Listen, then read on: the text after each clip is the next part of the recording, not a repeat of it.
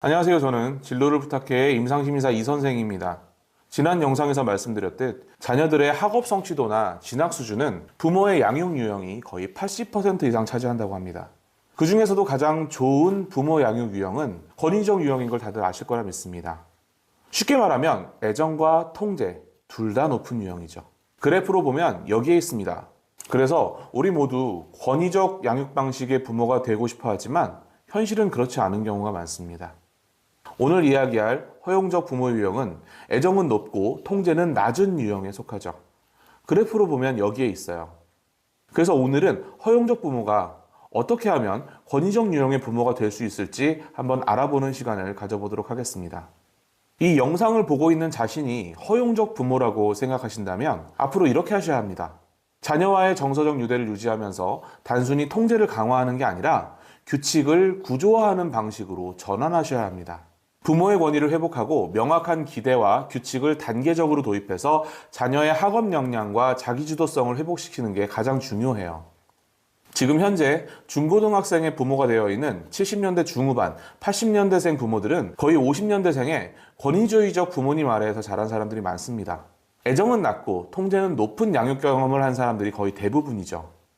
그래서 주로 70년대 중후반, 80년대생의 부모들은 과거에 경험했던 억압적인 양육 방식에서 벗어나기 위해서 아예 반대로 무조건적인 수용 쪽으로 치우쳐서 자녀를 양육하는 경우가 많습니다. 그래서 지금 중고등학생들은 규칙과 경계가 없는 허용적 부모 아래에서 성장하는 경우가 많이 있죠. 이런 환경에서 자란 아이들은 겉으로는 자유로워 보일 수 있지만 내면으로는 자기조절력이 부족하고 장기적으로는 학업 성취도와 입시에서 심각한 어려움을 겪는 발달적 위기에 처해 있어요. 하지만 만약 허용적 부모 유형이 권위적 부모 유형으로 성공적으로 전환할 수만 있다면 아이들은 부모의 따뜻한 사랑을 느끼면서도 명확한 구조 속에서 자율성과 융통성을 키울 수 있습니다. 즉, 충분한 애정은 그대로 놔두고 통제를 올려서 권위적 부모 유형으로 옮겨가기만 한다면요. 그렇게만 된다면 아이들의 자아 정체성 형성을 돕고 대학 진학률과 대학교 수준을 획기적으로 높이면서 사회 적응력을 강화시킬 수 있는 결정적인 계기가 될 수 있어요. 그런데 아이들을 통제하라고 하니까 부모님들은 몇 가지 기억이 떠오르면서 PTSD가 도질 수 있어요. 부모님에게 과도하게 통제를 받았거나 칭찬을 못 받았거나 과도한 체벌을 당한 기억 또는 냉담한 양육 방식 같은 거 말이죠. 그런 상황에서 자란 부모는 착한 아이 컴플렉스를 가지게 됩니다. 그래서 허용적 부모 양육 유형의 특징인 높은 반응성과 낮은 요구성이 나타나는 거죠. 숙제를 안 해도 피곤하니까 괜찮아 라고 말해주고 공부를 안 하고 게임만 해도 시간 제한도 안 하고 늦게 귀가해도 별로 간섭하지 않고 시험 성적이 나빠도 너는 최선을 다했으니 괜찮아 라고만 반응하고 반대로 부모는 아이들의 모든 감정 상태에 즉각 반응하고 위로해주고 성적표를 안 줘도 너는 얼마나 속상하겠니 하면서 확인도 안 하면서 불편하거나 실패하는 경험을 최대한 피하도록 보호하는 경향이 있습니다. 하지만 이렇게 하는 게 부모로서의 역할을 다하는 게 아닙니다. 이런 허용적 부모 아래에서 자란 아이들은 부모님이 자녀에게 모든 결정을 맡기기 때문에 외부 강제가 없을 때 스스로 학습을 관리하는 능력이 결핍됩니다. 또 잘못된 행동에 책임을 묻지 않은 행동적 허용은 청소년기 충동성과 정서 조절 실패의 가장 큰 원인이죠. 하지만 부모님이 어떻게 자랐든 내 아이만큼은 좋은 양육 방식으로 키워야 하지 않겠어요? 그래서 조금 불편하고 힘들더라도 지금까지의 방식을 바꿔야 합니다. 그래야 아이들이 좀 더 좋은 심리 상태, 자아 정체감을 형성을 하고 학업 성취도도 높아지고 한 단계 더 높은 대학교에 갈 수 있을 겁니다. 아이들은요, 유능성과 자율성 욕구가 충족될 때 학습 동기가 생깁니다. 이걸 자기결정 이론이라고 해요. 하지만 허용적 부모는 애정은 주지만 적절한 피드백과 규칙을 주지 않아서 자녀의 유능성 발달을 방해합니다. 그리고 명확한 경계가 없을 때 아이들은 오히려 불안을 느끼고 세상을 탐험하고 더 높은 곳에 도전하지 못합니다. 하지만 일관된 규칙은 자녀에게 심리적 안정감을 주죠. 마지막으로 자신의 행동에 따른 결과를 경험해야만 책임감과 자기 통제력이 발달합니다. 예를 들면 이렇게 얘기하시는 경우가 많아요. 허용적 부모님들은 숙제하기 싫으면 하지 마. 네 인생이지. 이 말은 아이들에게 하기 싫은 일은 회피해도 된다라는 신념을 가지게 합니다.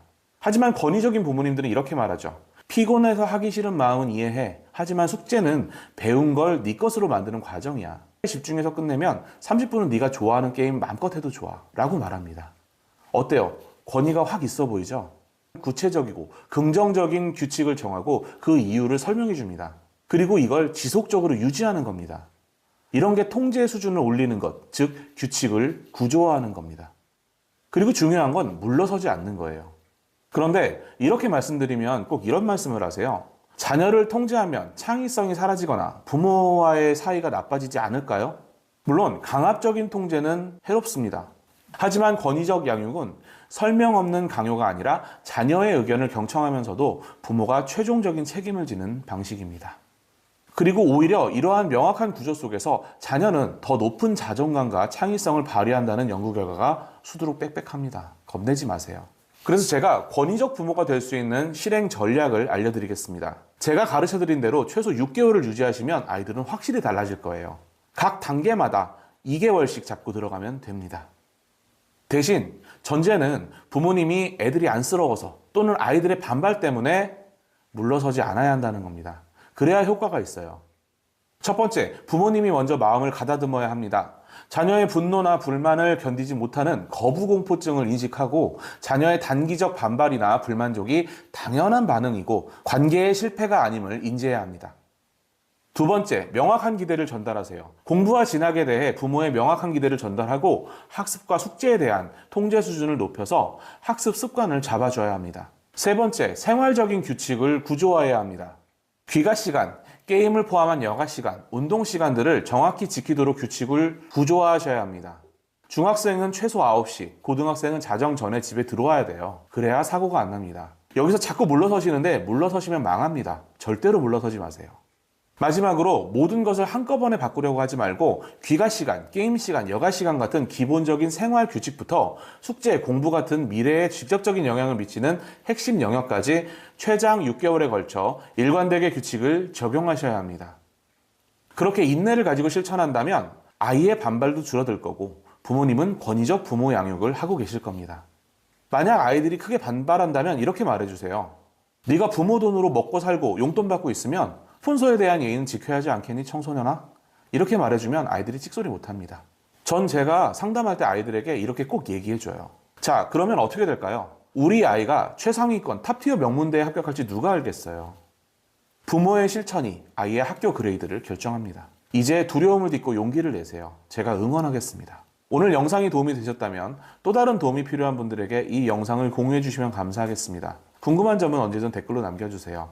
진로를 부탁해 이 선생은 앞으로도 여러분 자녀의 밝은 미래를 응원하겠습니다. 감사합니다.